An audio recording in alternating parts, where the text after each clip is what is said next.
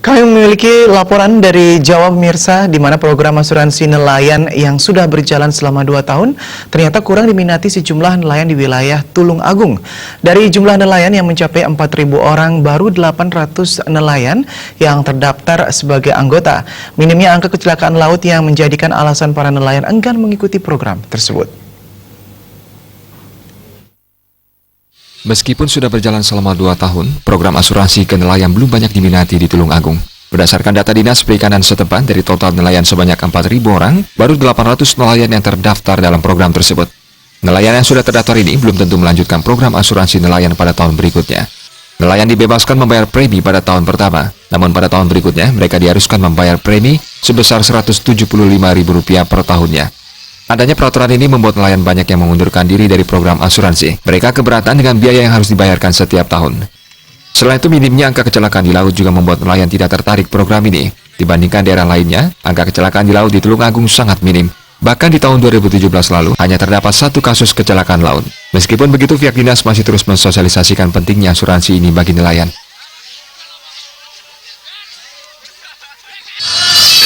Asuransi nelayan itu memang sangat dibutuhkan oleh nelayan, karena faktanya pada saat ada kecelakaan apakah di laut, di darat, itu kita ngaklaimnya gampang, dan itu sangat dibutuhkan oleh nelayan. Sudah ada berapa nelayan Pak yang terdaftar di program ini Pak? Yang sudah turun asuransinya itu ada 800 orang. Nah, ini beberapa sudah masuk lagi, sedang kita proses. Hanya kita memang masih nunggu besaran target alokasi kita berapa tahun ini, kita masih nunggu dari kementerian. Total nelayan sendiri Tulung Agung ada berapa? Total nelayan ada 4.000-an. 4.000-an. Ya, itu termasuk PUD loh Mas, PUD dan di laut. Kendalanya apa sih Pak ini kok masih sedikit jumlah nelayan yang ikut ini Pak? Begini, pada awalnya memang nelayan agak keberatan, soalnya kan mereka tidak mengenal masalah dan sebagainya. Tapi begitu mereka sudah merasakan manfaatnya, nah mereka berbondong-bondong. Hanya kita kan ada batas kuota, kuota dari kementerian. Tapi yang apa ini, untuk yang mandiri sebenarnya bebas. Berapapun oleh dari situ akan diterima.